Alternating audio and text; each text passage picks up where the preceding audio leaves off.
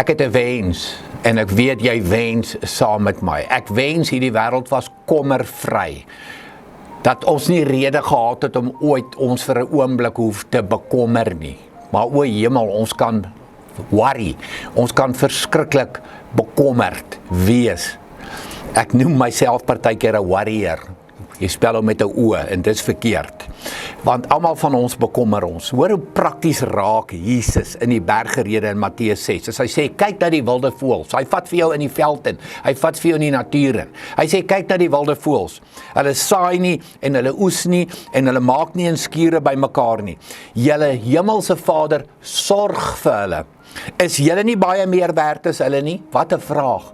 Ek en jy is baie meer werd as die wilde voëls. Die Here sorg vir hulle, soveel te meer sorg hy vir jou en sorg hy vir my. Trouwens, wie van julle kan deur hom te bekommer sy lewe met 1 enkele uur verleng? Hierdie vraag sê eintlik, jy verkort jou lewe met bekommernis.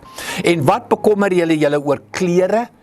Let op hoe groei die veldlelies. Net was ons by die wilde voëls, nou is ons by die veldlelies. Hulle soeg nie, hulle maak nie klere nie, maar die Here sorg vir hulle. So weet, soos die Here sorg vir die wilde voëls, soos hy sorg vir die pragtige lelies in die veld, sorg hy vir jou en vir my. Kom ons bekommer nie.